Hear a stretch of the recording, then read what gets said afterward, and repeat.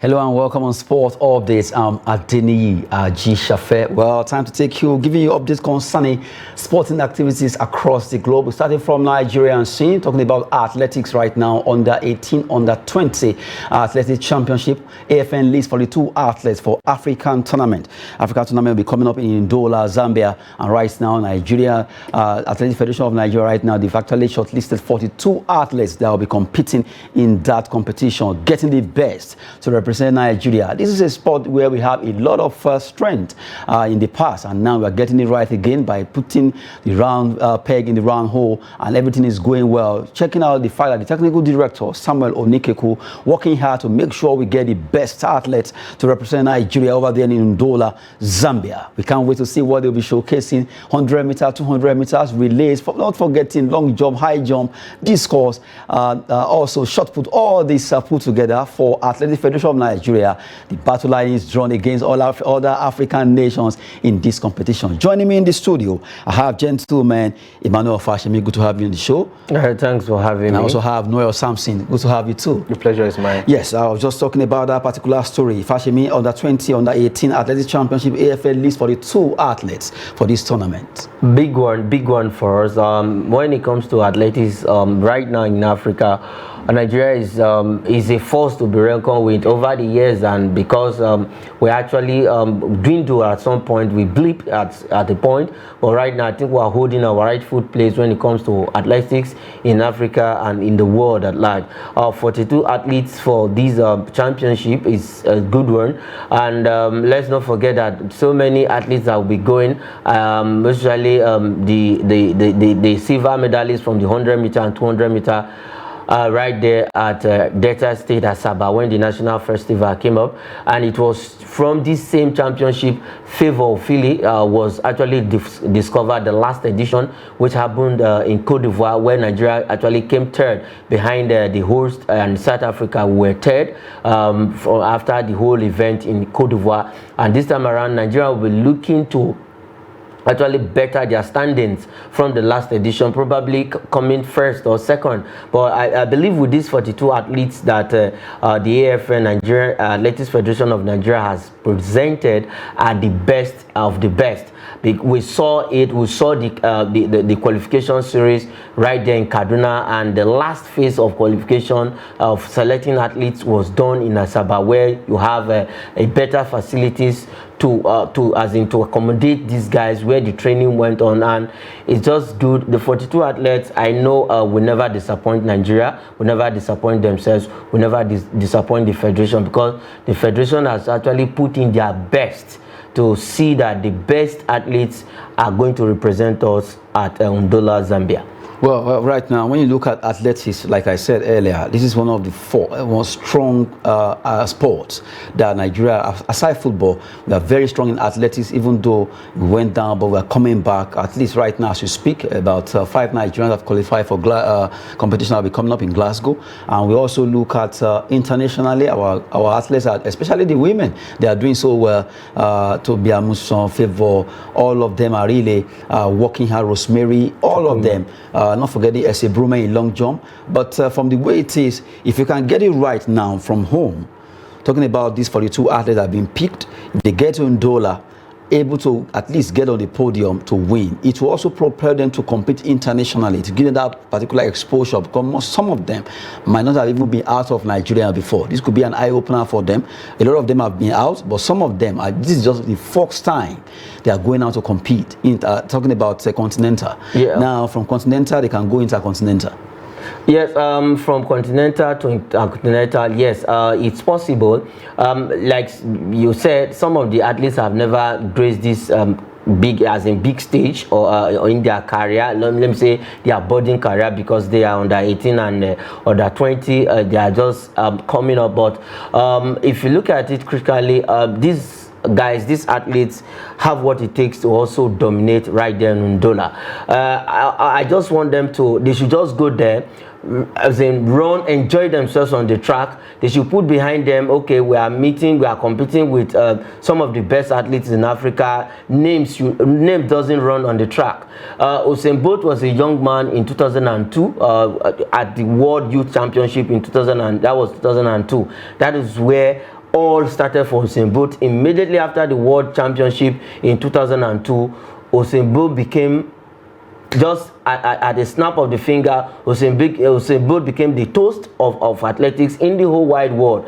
He was discovered from that event. Before the World Youth Championship, the coach, they discovered him from the school. It was an inter-school sport. That was where Usain Bolt was discovered. And before you know it, he qualified. He went for the qualification series. He qualified for the World Youth event. And Usain Bolt today, you cannot call athletics without not mentioning Usain Bolt. But also we have our own Favour Philly, who was discovered from the last edition. That was where Favour Philly was discovered, and today Favour Philly is lightening the track with her pace in the 200-meter race. So we have the good athletes who they have presented, and I believe they should just go there, enjoy themselves, just do the business of the day. Don't look at names, don't look at the opponent. You can also do it. Also, they are threats to their opponents. All right, from what Mr. Emmanuel said, I'm also having a little bit of I'll deviate from what he said. Okay, you said Usain Bolt was discovered 2002. At what age? At his really young age? Yes, of course. How sure are we these guys Athletes. going for are 18 and 20? Because on the picture we've seen on the screen, I'm not sure these guys are 18 or 20. I know that's just to represent athletics. Okay, no. But from I understand what you are trying to talk about. We should always make sure we pick the right age. Because now athletes are about strength. Imagine the golden eaglet. If you didn't pick the right age, that MRI scan will have disqualified a lot of them. So if you are to pick athletes, let's not pick either on the bias style. Pick the right athletes that will stay for long to compete. Not that you are 27, you go for the 18, you are 20. Then you win. Okay, after the winning, after like 2 years, you can't run again because it's not about strength. No, I think in response to your assertion, that was why they organized the Nigerian meeting, which happened for the under 18 and under 20. The first phase was done in Kaduna. They actually screened these athletes to ascertain that they, because okay, let me say I've been to one of their screening. I've been to an athletic screening. You come in with your birth certificate. There are a lot of things that is involved, but the one that I know very well. Once you come, you go through screening, they do the testing if you are physically fit. After that, you present your birth certificate. There are a lot of things that is involved. If you are not 20, if you are not 18, you are not qualified to be there. That was why they had that first phase in Kaduna. And if you are older, they will screen you out. We saw this even when. But what about? I just hope that. What about from what he was trying to say? What if people forge fake? Yes. Sorry for cutting you, Mr. Emmanuel. To me, birth certificate is not a guarantee that is your age. Because what if it's okay? You can do affidavit before you go to court. Outside that, there are doctors on ground. Like the screening I've been to, it's not that I went for screening. I didn't go for screening. I went there to see how they are doing it. I went to cover it. Now there were doctors on ground. They take them inside. You present they ask you some questions, you present your birth certificate, they take them inside. You're still going back to this birth certificate? No, you have to present it. The doctors run the test. The fact is, let's be candid with ourselves.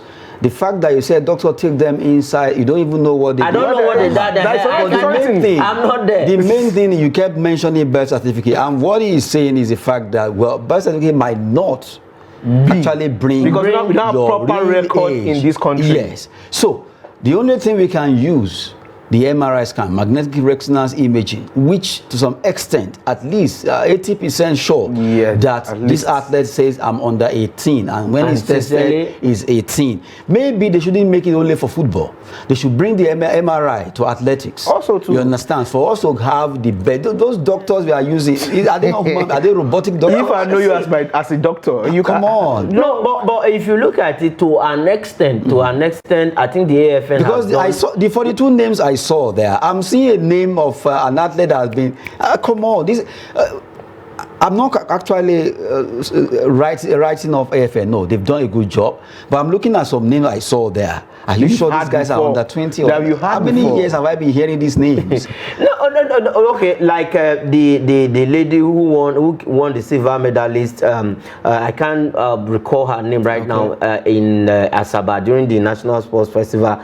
From the look of it, even from the face of that girl, you know that she's young. I cannot ascertain her age, but she's between the ages of 18 and 20 for me from what I saw. And probably other athletes that that Nigeria is going to showcase, like I said, they've gone through the testing. AFN did the testing for them and whatever to know if they are 18 or 20. And if you are not 18 or 20, I've seen where they chase athletes away from the screening, because yes, they were not up to. Okay, let's look at what happened at the National Youth Sports Festival in Ilorin. Some state presented athletes who were more than the stipulated age. They were sent home. Lagos State was part of, they were culprit of that. I witnessed.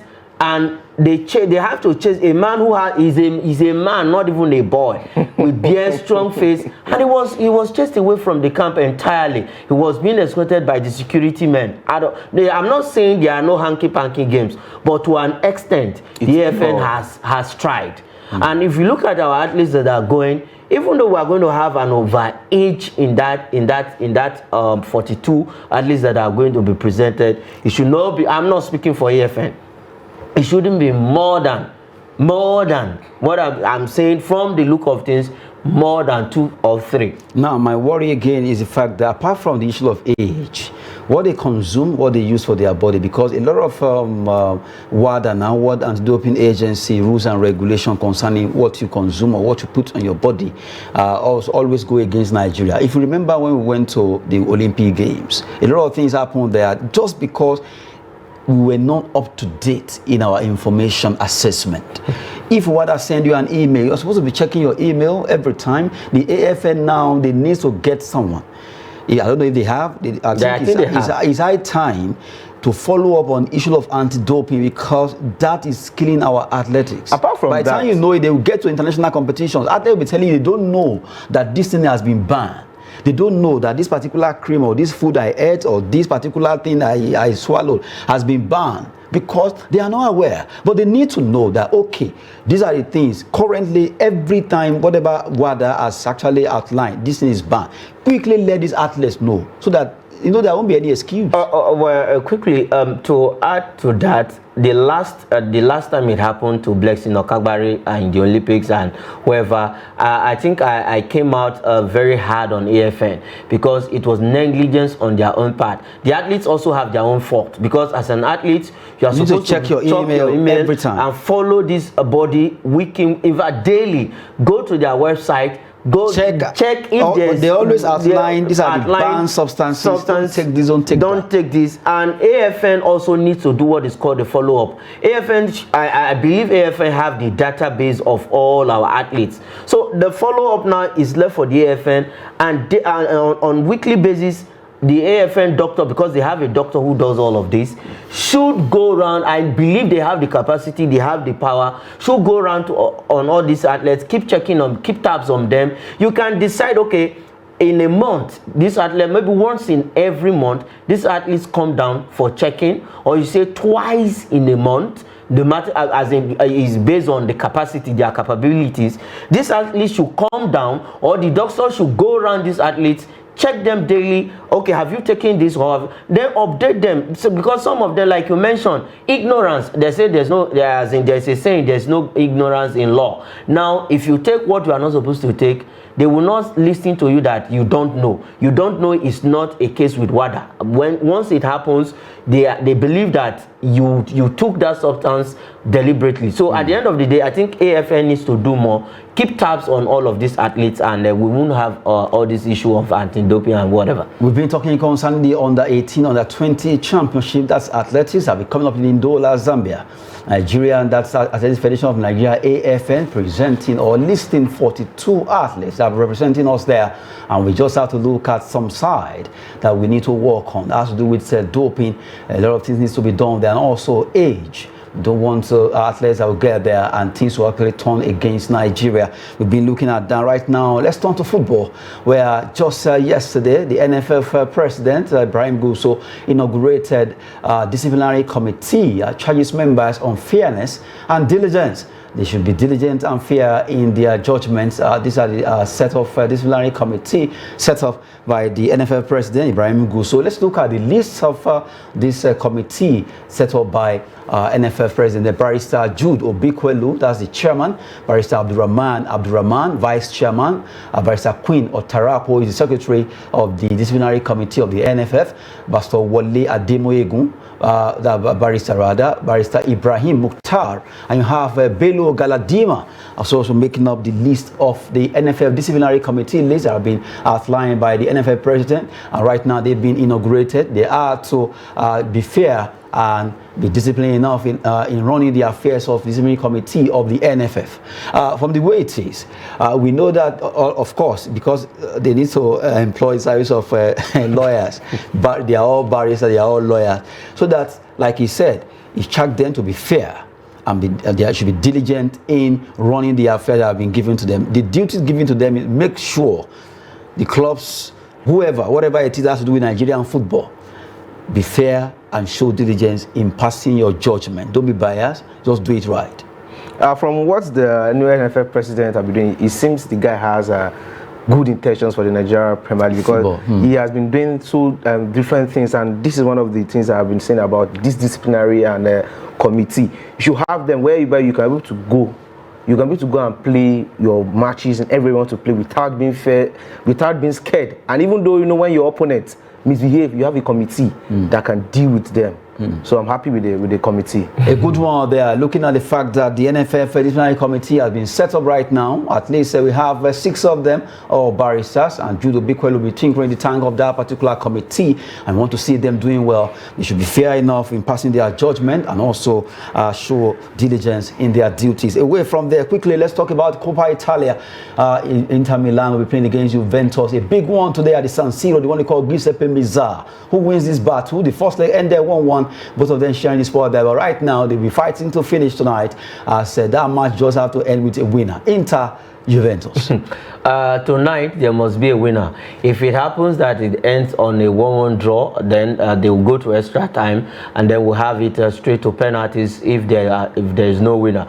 And for tonight, I just I would like that both teams, their fans should just control themselves, because we saw what happened with Lukaku in the last where he was racially abused, and that has actually raised some eyebrow and caused uproar, and Lukaku himself was given a ban. But at the end of the day, we are going to have a winner. These are the 2 biggest teams in Italy as it stands right now. So whatever happens, whoever wins is deserve it. Right now, we just talked about Italians. They are there. 1-1 first leg. Second leg will be coming up, and let's see what happened between Inter, the Nerazzurris, against the old lady Juventus. Now, quickly, a big one will be coming up in the Premier League. Manchester City, Arsenal. Let's look at those fixtures: Nottingham Forest, Brighton, Chelsea, Brentford, West Ham United, Liverpool, and we look at Manchester City, Arsenal. But first of all, let's look at Chelsea, Brentford. Chelsea-Brentford is a match that a lot of people want to see. What will happen to Chelsea again? Will Brentford turn things around against Chelsea? Chelsea man is here. Let's look at this together. Let me look at this. You think your team can win this game? Probably. Lampard has not won a match since he took over. You can win this. Well, from the way it seems the game has just been proving steadily, just because against Real Madrid, the Champions League second leg, the game was it was a little bit quite different from the first leg.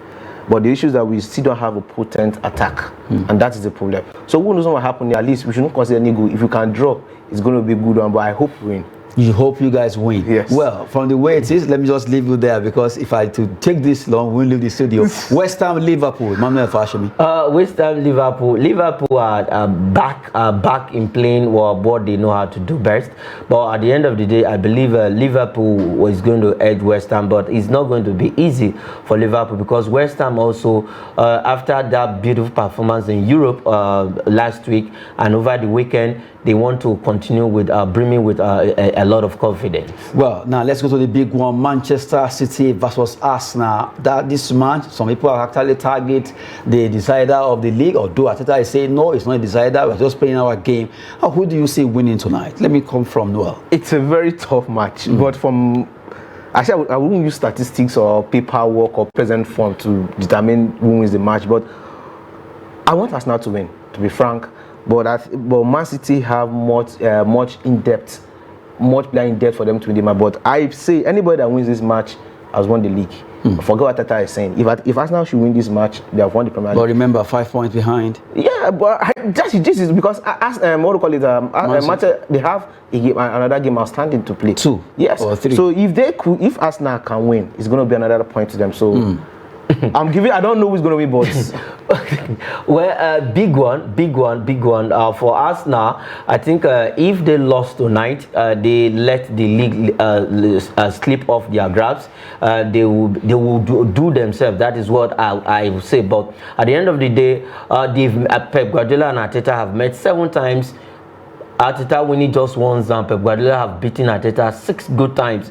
That might continue. That might be 7 times for Pep Guardiola, and at the same time, might be the second one for Arteta. But I think both coaches will be at each other's neck.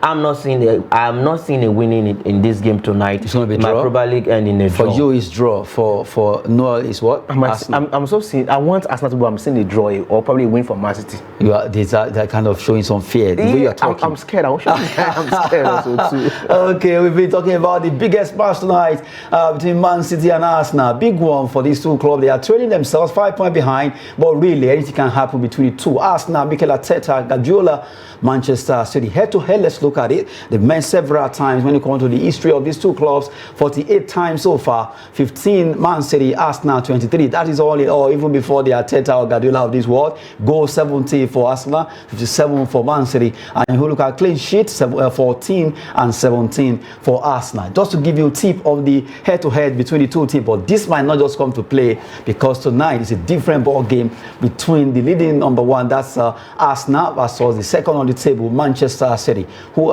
every area of the department in that club, they are firing with all cylinders. Now we move away from there. Let's talk about Spanish La Liga. Matches also be coming up in La Liga. Atletico Madrid, Mallorca, Getafe, Almeria, Elche away to Celta de Vigo, Rayo Vallecano against Barcelona. We look at 2 there. Atletico Madrid, Mallorca. Just give me the score line. Atletico Madrid, Mallorca. No, Emmanuel. Atletico Madrid will win 2-1. 2-1. Okay, if that's how you are saying it. Barcelona, they'll be playing their own match too. Who do you think? Do you think they can beat Rayo Vallecano? No need of argument. Barcelona is Seriously. What if what happened between Girona and Real Madrid actually happened? They won't want that to happen. Seriously, they want to at least exactly. add more to the tally. Yes. Well, we'll be giving you update concerning matches slated for tonight. Just before we wrap it up, 2 stories. City United, Liverpool and Tottenham Hotspur to compete for centre-back Kim Min-jae of Napoli. This particular player has been drawing attention from 3 different clubs, and the last one says Arsenal revive interest in Wolves forward Pedro Neto. Pedro Neto plays for Wolverhampton Wanderers, and right now the Gunners are actually gunning for him. They want to add him to their team list come next season. That's it on Sport Update. I've been talking with the 2 men who are playing safe concerning Man City and Arsenal match. Really. Thanks for having me. And the pleasure is mine. Seriously, you guys are scared for Arsenal. Yeah, really scared. Well, we just hope that the Gunners will actually do well in this game. A big one between them and Manchester City. Even me, I'm scared. I'm Adeniyi Ajishafe. Thanks for watching.